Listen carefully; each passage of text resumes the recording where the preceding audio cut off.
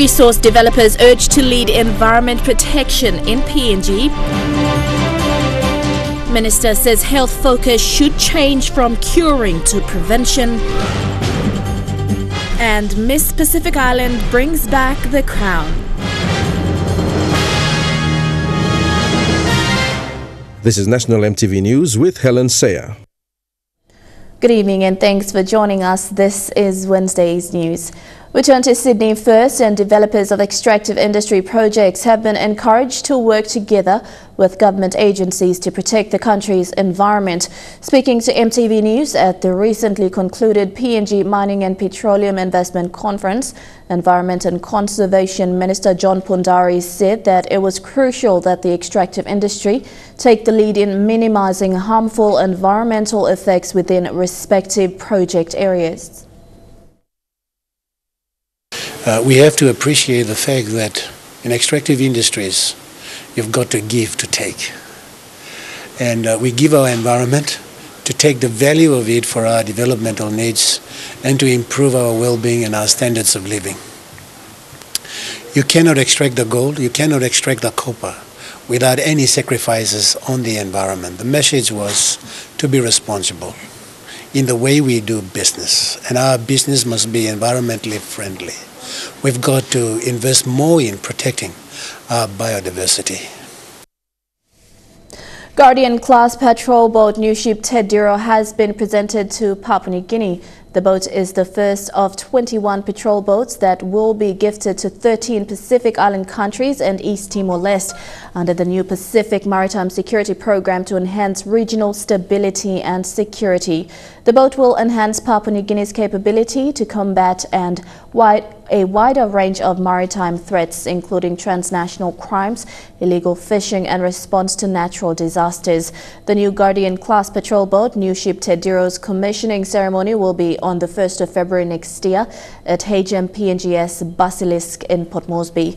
The boat was presented to Minister for Defence Solan Mersem, Chief of Defence Force Major General Gilbert Toropo, Secretary for Defence Trevor Maori and PNG Defence Force officials.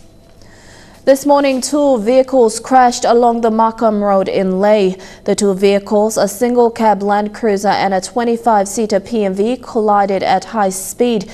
However, no major injuries were sustained by passengers. This was the scene this morning along the Markham Road. The vehicles were traveling in opposite lanes when they collided. The impact from the crash left the glass shattered on the road. Jim Romba, the crew member of the bus, said they were on their lane when the cruiser overtook another vehicle and crashed into them.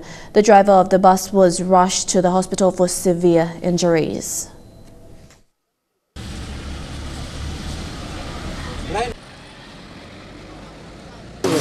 Morning 6 o'clock, mila si pasdi na kam kolom magat na kam. Mila kam rona, big lo kaya kampas lo outside lo.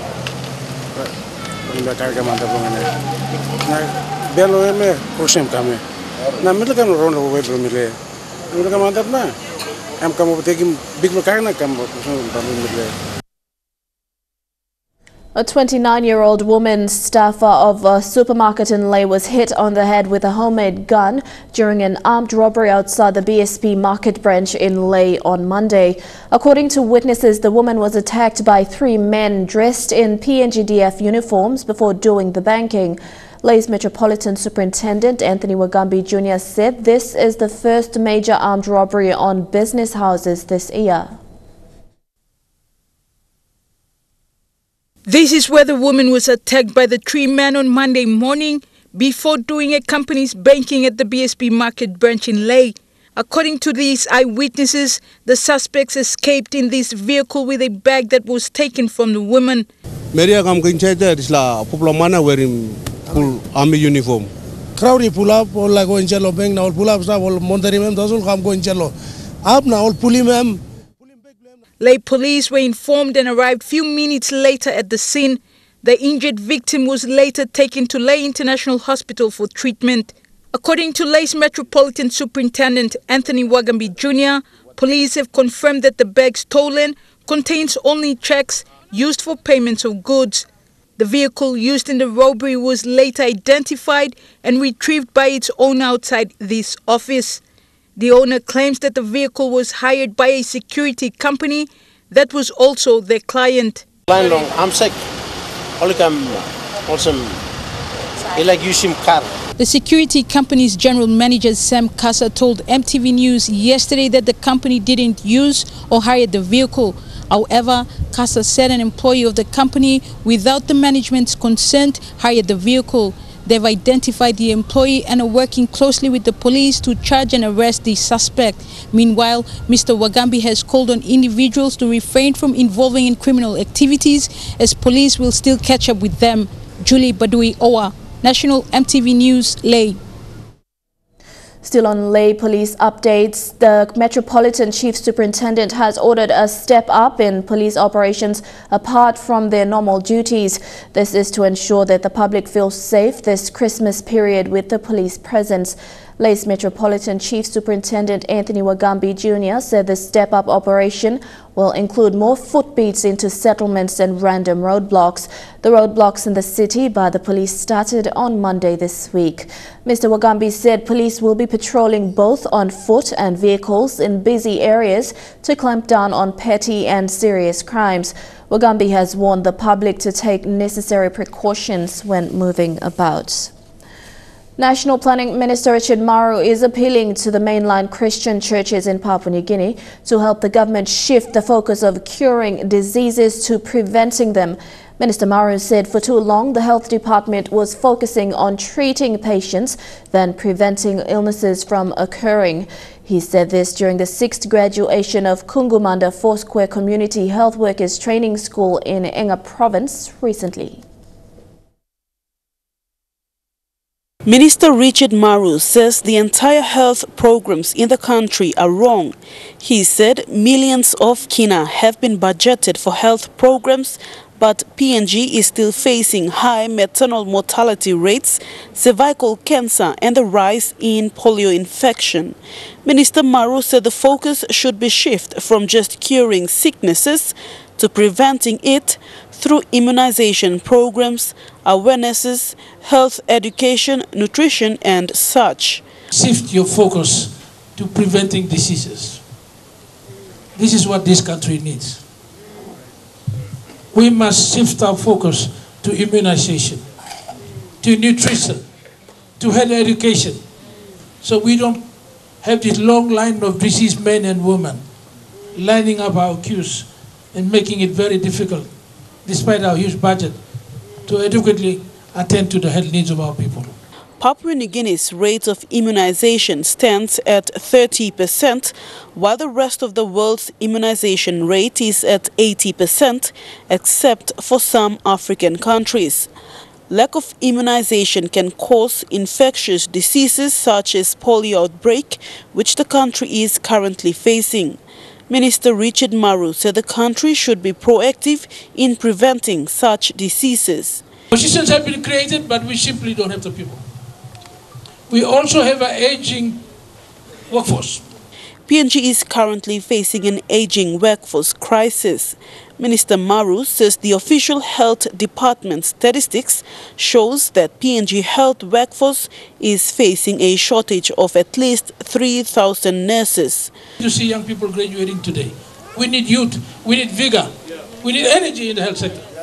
To conclude his speech, Minister Maru told the graduating community health workers who will be in the front line to address these issues to be gospel missionaries as well. The minister later officially opened a unit funded by the National Planning Ministry through the former Minister Charles Abel. The unit was funded at a cost of 450,000 kina. Vasinata Yama, National MTV News, Mount Hagen. The Sir Brian Bell Foundation opened the brand new Sir Brian Bell Centre for Transfusion Medicine at Port Moresby General Hospital today. The multi-million kina facility opened with the latest in high-tech equipment to test all blood samples for use at POM General Hospital. This new blood bank and testing facility will save thousands of lives every year. This is the first of its kind in Papua New Guinea and now brings PNG in line with world standards. Late Sir Brian Bell, Papua New Guinean businessman and philanthropist legacy, the Sir Brian Bell Foundation has donated 3.3 million kina and significant support to Port Moresby General Hospital over the past 3 years. Sir Brian Bell Foundation CEO Bronwyn Wright today officially opened the brand new Sir Brian Bell Centre for Transfusion Medicine. This morning I stand before you, incredibly proud, to show you the Sir Brian Bell Centre for Transfusion Medicine. Our plans have included the redevelopment of the blood bank facility, a major lab equipment upgrade, and continuous education opportunities for key members of our team. Sir Bell's commitment to bettering health and education systems in PNG started with the Youth Blood Drive 2 years ago, and it has been a massive success ever since. Port Moresby General Hospital now rarely experiences cancellations of surgeries due to blood shortages. We are able to ensure that surgeries are not cancelled, and these surgeries we are talking about, really blood is required for the most sickest of the sickest patients, be it the cancer patients who are undergoing major surgeries, or be it the trauma patients, accident patients, for whom the blood donations are life-saving.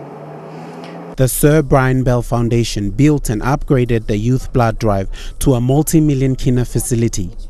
The Transfusion Medicine Center has the latest high-tech blood collecting, screening and transfusing equipment and automated machines that will be efficient and use reliable and accurate methodologies to test, screen and group even the rarest of blood. Extremely happy to say that with the launch of this facility we now have an automated blood grouping and cross-matching machine. With the many new projects POMGen is undergoing, like the government-funded Heart and Cancer Center and the 12th Machine Dialysis Center, Dr. Gupta stated that it is only timely and appropriate for a blood transfusion center. Setting up this center for the Sir Brian Bell Center for Transfusion Medicine is just opportune, it is just in time that it's all coming together, and 2019 will be a whole new year for the Port Moresby General Hospital, something which the entire country would be really proud of.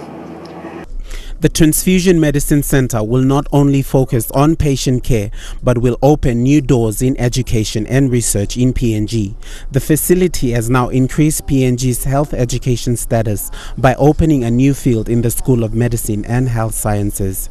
Transfusion medicine will be another field that the School of Medicine will embark on, and together with the Port Moresby General Hospital.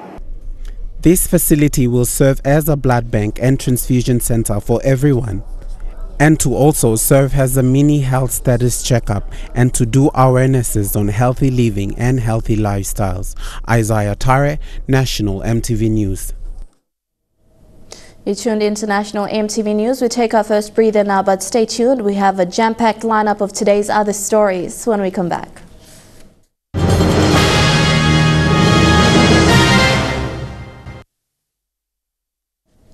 Welcome back to the news. Under the PNG Women in Leadership Support Program, the Australian National University has been conducting ongoing leadership training for women at both national and local level in PNG.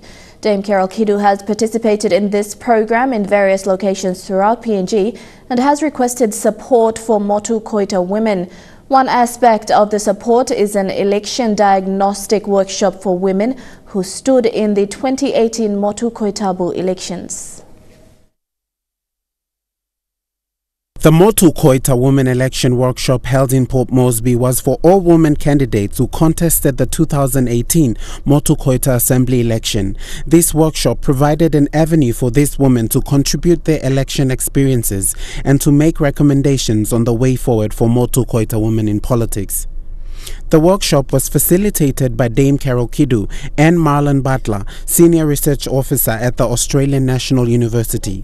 Dame Carol said that apart from the cultural barriers that hinder women to participate in PNG politics, financing is also a big issue, especially when PNG's election campaigns.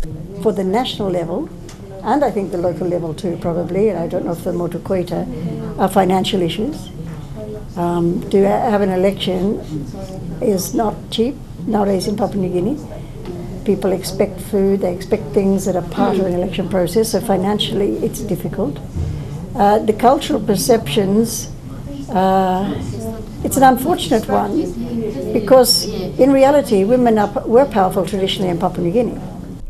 About 20 women ran for the 2 reserve seats in the Motu Koita Assembly elections held in September. Erie West's representative, Mayor Isaac, said that one reason why the number of women in politics in PNG has not changed is because of the lack of empowerment and support from fellow women. With regard to having to contest against women, it's a very hard task. I believe having to contest against men is not so hard, apart from the cultural barriers, but otherwise because men are more understanding, and I believe that for us women, when we look up to another woman, sometimes we don't want to accept the fact that another woman has won over us, and it's very hard to accept that. Apart from the reserve seats provided for women in Bougainville and the Motu Koita Assembly, the women called on the government to set reserve seats for women in the national level, just to encourage more women to participate politically. While other sectors have women in leadership role, PNG politics still has a long way to go regarding women in politics. Isaiah Tare, National EMTV News.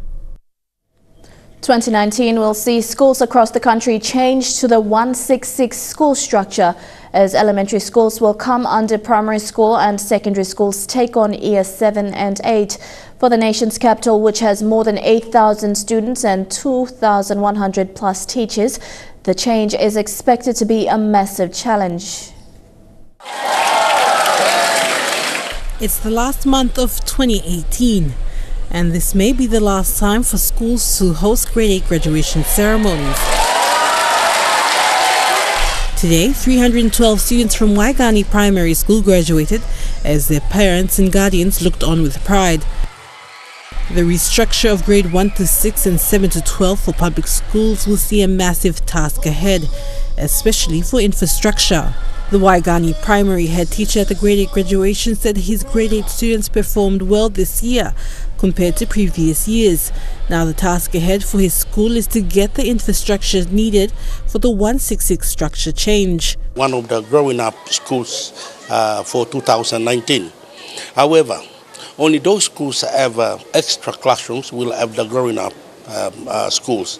For Waigani Primary School, we don't have any extra rooms.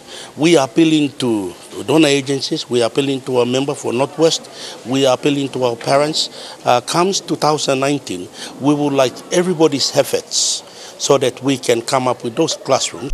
The structure is supposed to allow students to get a quality early childhood education in grade 1 to 6 to prepare them for grades 7 and 12. For teachers, there will be a greater demand for degree holders in education to improve the quality. Tuition fee-free education has seen a major increase of students in a class and the ratio of teachers to students. Waigani Primary head teacher says for students, they will now have to take their studies seriously.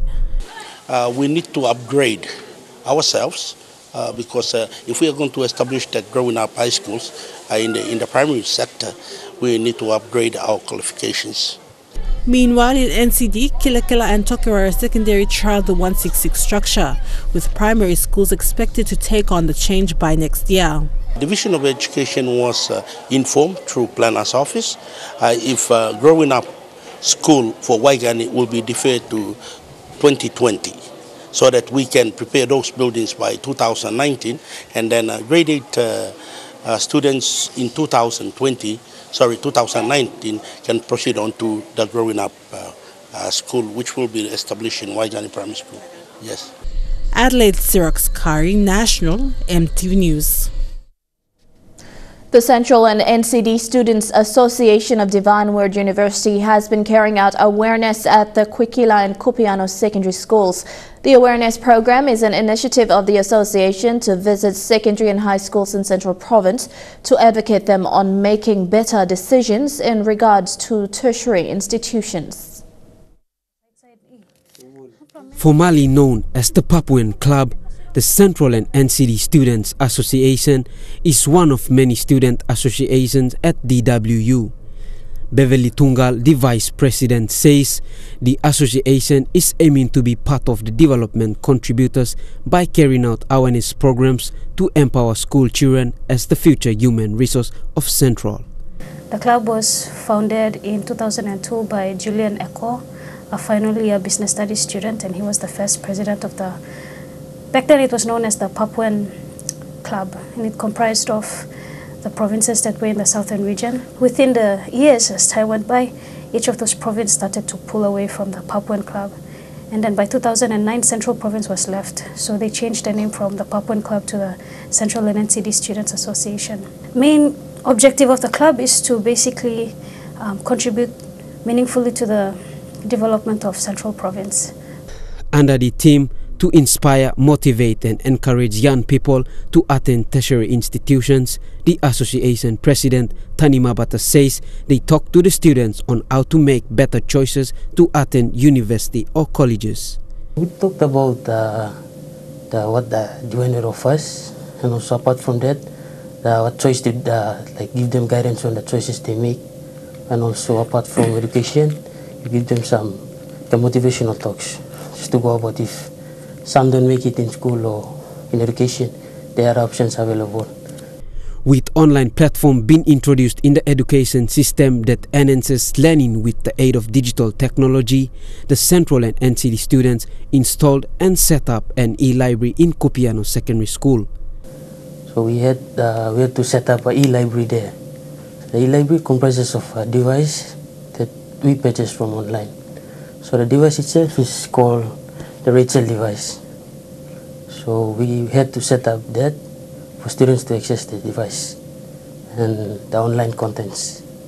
The awareness was a success, and plans to visit some other secondary and high schools in Central Province such as Mainoana, Tapini, Yarowari, Red Scar, Kemabolo, Wood Point and Badiagua. However, the president is calling on the central government to support them so that the other schools and communities be visited. Suli Suli, National EMTV News. Certified Practicing Accountants Papua New Guinea, in association with Business Link Pacific, delivered a one-day cloud-based accounting practice workshop to help local accounting and financial management SMEs to better their client service using cloud-based accounting systems. Business Link Pacific is a New Zealand government-funded program supporting SMEs to develop and grow their businesses. It is a widely known fact that the current business environment in the country is quite challenging. Micro, small and medium enterprises face a number of challenges, ranging from paying high taxes to a lack of access to capital. The growth of MSMEs is often stunted, and the business environment is more favorable towards larger, foreign-owned businesses. To help remedy this, the New Zealand government, through the multi-country program Business Link Pacific, has been supporting the local market of business advisory services in Papua New Guinea and across the region in Vanuatu, Fiji and Samoa. Today, the organization hosted a workshop specifically to provide training and development in cloud-based accounting.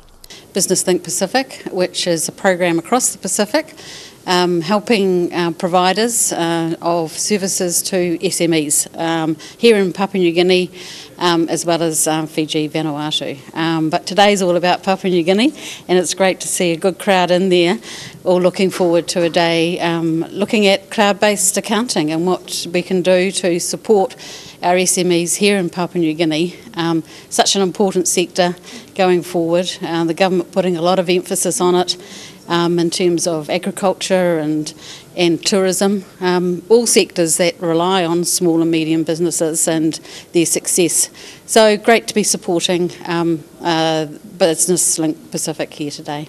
The introduction of new technology like cloud-based services may be advantageous for businesses. However, the challenge now is the ongoing issue with the affordability and accessibility of ICT services in the country.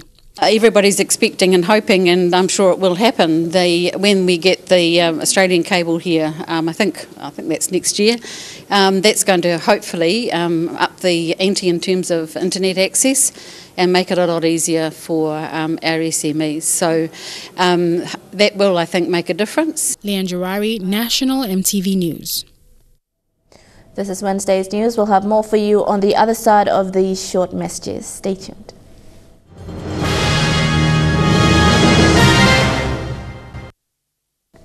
Welcome back to the news. Winning the Miss Medang pageant to Miss Pacific Islands PNG, and now the reigning Miss Pacific Islands winner, Leoshina Mercy Kariha, arrived in Port Moresby today. The 18-year-old from Bougainville and Central was greeted by friends, family and the media. Godwin Eki reports. The crowned Queen of Pacific, Miss Leoshina Mercy Kariha, said she was very proud and excited when they crowned her as Miss Pacific Islands 2018 to 2019. I felt excited, but it all began to rush in, realizing it came 2 days after, 3 days after. But really the hard work of the team, all that tiredness, the sleepless nights, the sweats, the tears, we all owe it to God, because every step of the way we prayed, and I would say that was our strength throughout the pageant week. Miss Leoshina Mercy Kariha is the second Papua New Guinean to take the crown after Abigail Havora. The greatest challenge for me was to maintain fierceness in delivering a strong message in the face of criticism. Nonetheless, it was fulfilling to see the great impact my bold message had on thousands of lives, not only nationally, but regionally as well. Chairperson Molly O'Rourke thanked all those who supported Leoshina. The journey was not easy, but we are proud to stand here to say that we did it because Papua New Guinea is a land of 1,000 journeys.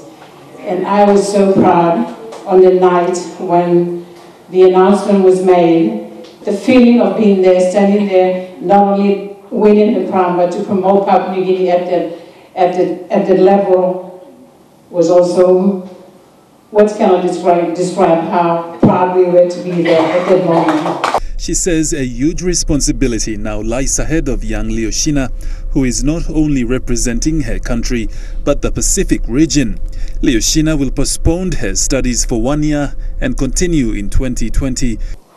In addition to bringing the crown home, I am also excited that PNG will be the host of the 10th Miss Pacific Islands pageant next year. Godwin Eki, National EMTV News. Today, late Grace Gavera's life was remembered as one of someone who loved people and contributed greatly to nation building through her service with the National Department of Education. The funeral service at the Manual Porobada Congregation United Church brought together friends, family and work colleagues. Brutally murdered by her boyfriend at the age of 26 on November 24, 2018, her story has touched many hearts around the nation. Welcome home, our beloved late Grace Gavera. These words speak louder than they look. They tell us of a heartache that can't be cured.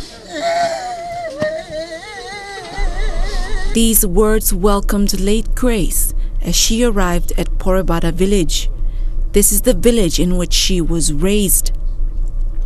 The village, family, and colleagues gathered to pay their last respects.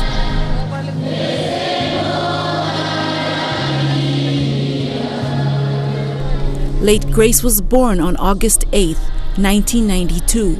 She was then raised by her grandparents, and at the age of 9, raised by her aunt and uncle. She attended Gordon's International School from years 3 to 8, then to Palm Grammar for grade 9 and 10, and Paradise International for grade 11 and 12. She went on to TAFE College and successfully completed her Certificate 4 in accounting. 2014 to 2018, she was employed by the Department of Education as a cashier staff.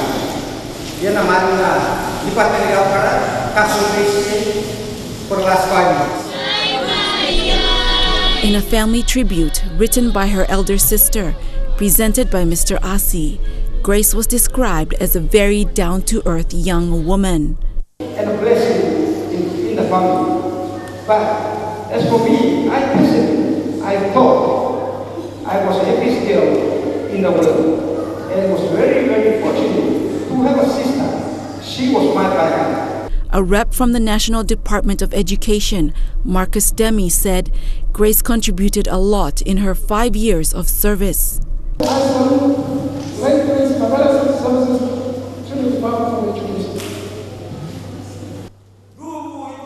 This evening, late Grace will rest at Gaba Gaba village, her biological father's home. Tomorrow, she will journey to Saroa, her biological mother's village, where she will be laid to finally rest in peace. Lilian Sopera Kinea, National EMTV News. Persons living with disabilities need special attention and should be included in society. This was the main highlight of today's speech program by the Red Cross Society Inclusive Education Center. Today was the speech day of Hola Disability School. The school is run under the Papua New Guinea Red Cross Society Inclusive Education Resource Center. This disability center works as a training hub for children with special needs. Regardless of whatever disability they carry, the center gives support and lifelong training for these children to engage in schools and to attend to normal activities. Each year, the school enrolls more than 60 students. However, over the years, there have been challenges. Funding from government and NGOs has ceased, and transport and housing are major problems. There was no support from both the government and the mother organization, the mother agency. So next day onwards, I think it's been more partnership, awareness to be done to bring this level of school to the next level. Meanwhile, today has been full all smiles for children, staffs and parents, as the acting secretary of the Prime Minister's Department, John Punde, was present to be part of the program.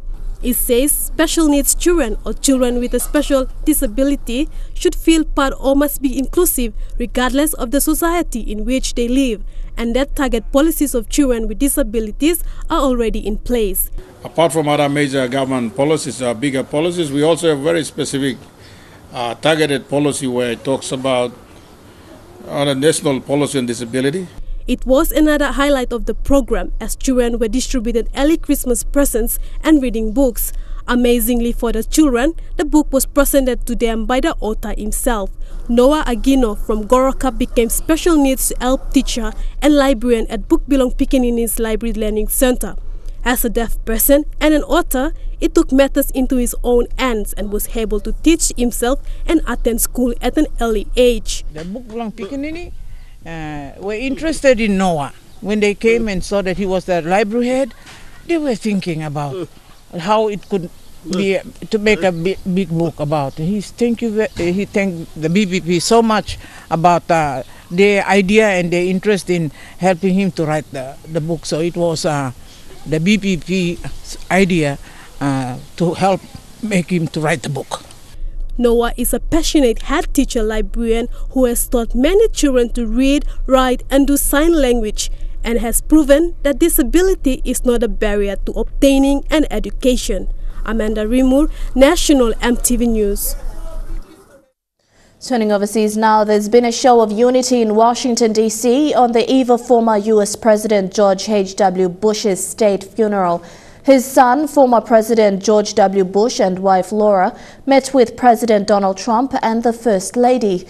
It's a rare meeting given there are not always warm relationships between the two families.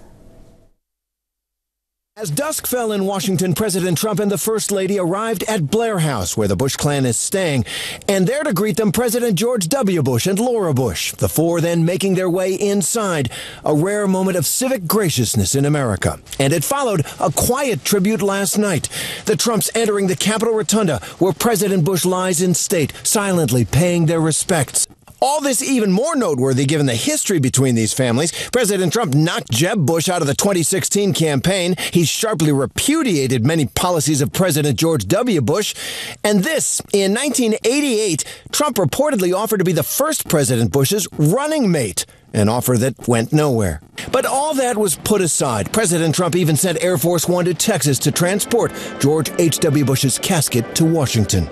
And all day today, they filed past, many wiping away tears, veterans offering salutes to an American hero. The former CIA chiefs honored their predecessor, Colin Powell, and several former military officials from the first Gulf War there to salute their commander-in-chief. And then this unforgettable moment. Former Senator Bob Dole, 95 years old, wheelchair-bound, lifted to his feet.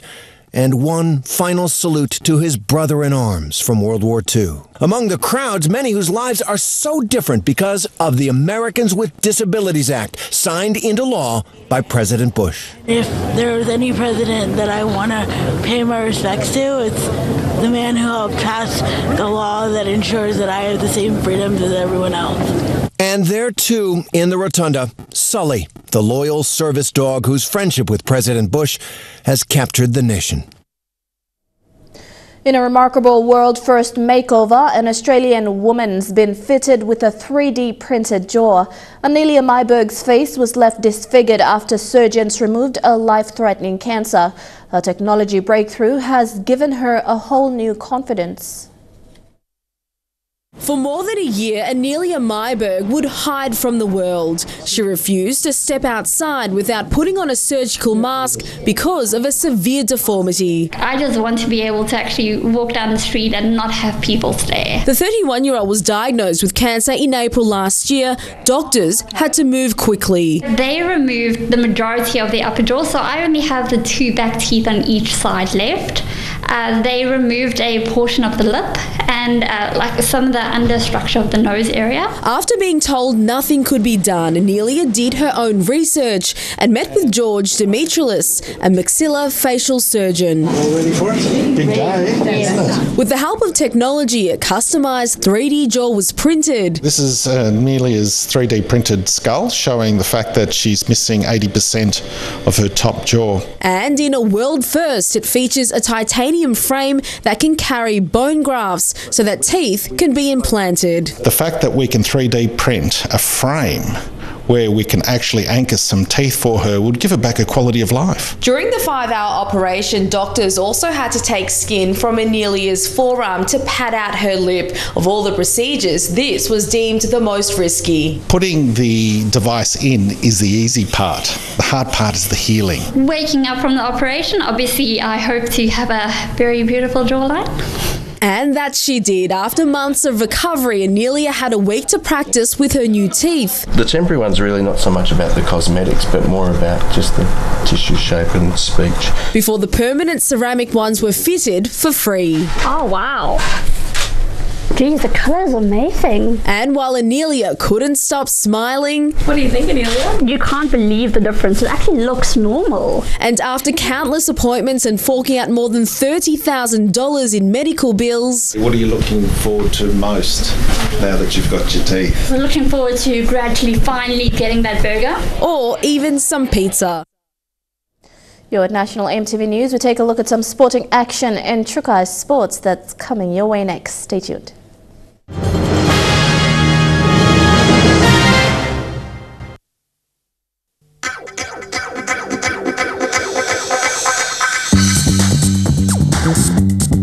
Trukai Sports.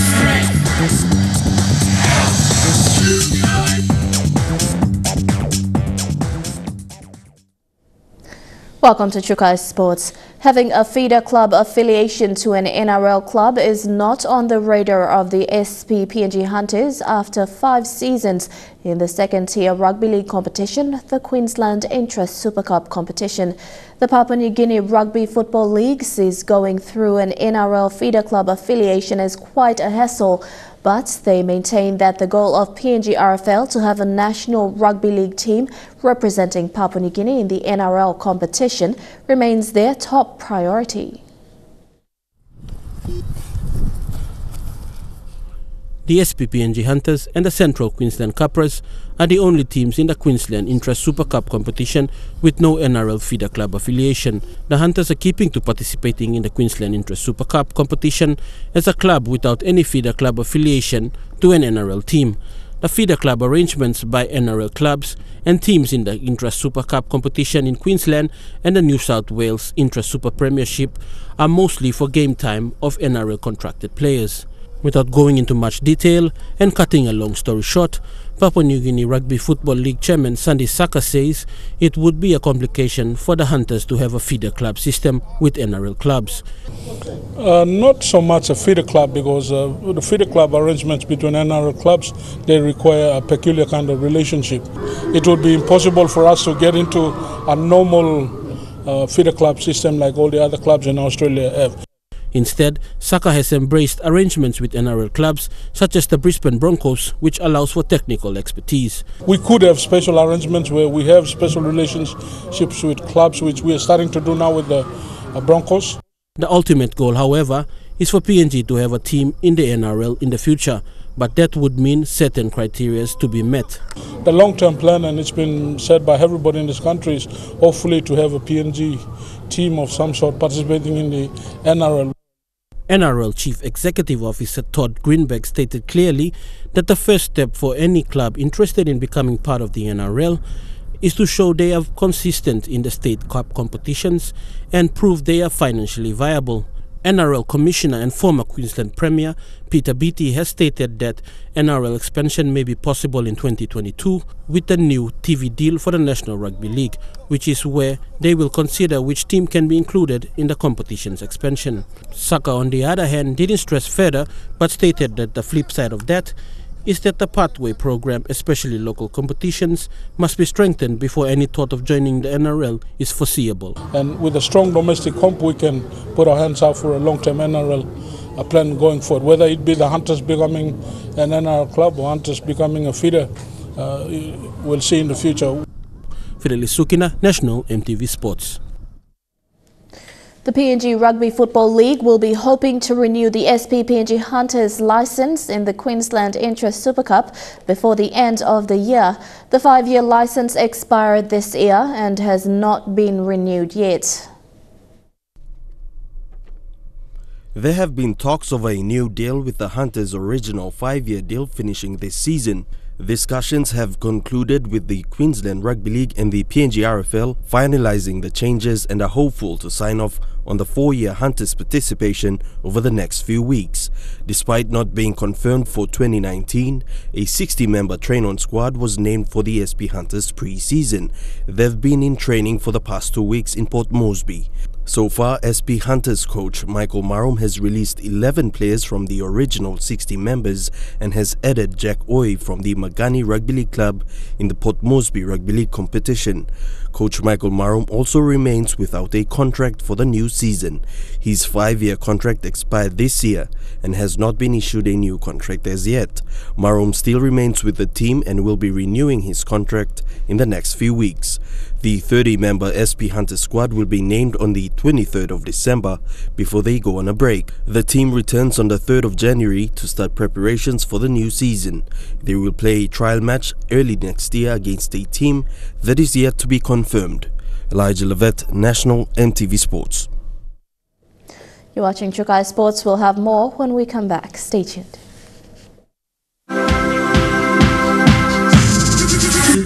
Trukai Sports. Welcome back to Trukai Sports.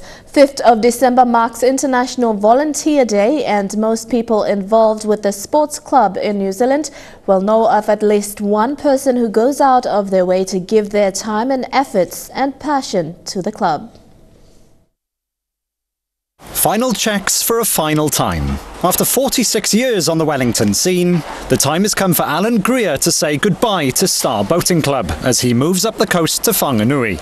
I never imagined at any stage that I would ever leave the Star Boating Club, but circumstances in life change, sort of thing. Much like the rest of the country, his love affair with rowing started in 1972. At a party in Wellington's suburb of Hataitai, he and his friends watched New Zealand win gold at the Munich Olympics. And everybody was sort of up in arms and holding on to each other and dancing around. It was a huge moment in New Zealand sport. Found something that became a passion in my life. But not everybody's passion leads to a decades-long commitment to a sport, let alone a single club. Rowing is his life. He said to us he actually thought he'd been selfish because he'd organised his whole life to do what he wanted to do, and that was to give to rowing. Kiddle is just one of a number of rep rowers that have been coached by Alan. And even at an elite level, it's hard to shake off his influence. In the last 200 metres, he used to tell us to throw the kitchen sink out the window, and every erg test since, in that last 250 metres, I'm thinking of Alan saying, throw the kitchen sink out the window. As for Alan's motivation, there is that moment when they get out of the boat, and it's the first moment where they get to react with each other, sort of thing. And there are tears, hugs, people, and they're living a moment in their life they will remember forever. Despite his longevity in the rowing ranks, Alan's never been to an overseas World Championships, which prompted his old club to start a fundraiser with the aim of getting him to Austria in 2019. Although Alan says those funds may well be used to help his move to Whanganui. Either way, it's a small show of thanks for almost half a century of service. And that story wraps up Trukai Sports for tonight. Up next, the weather details for the next 24 hours. Trukai Sports.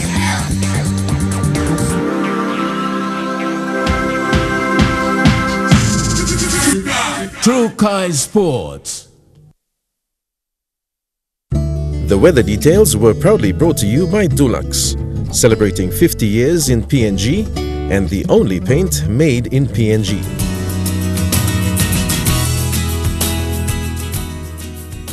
A look at the weather forecast in the southern region. Mostly fine in Port Moresby, Daru, Kerama, Alotau, and in Popondetta, a shower or two.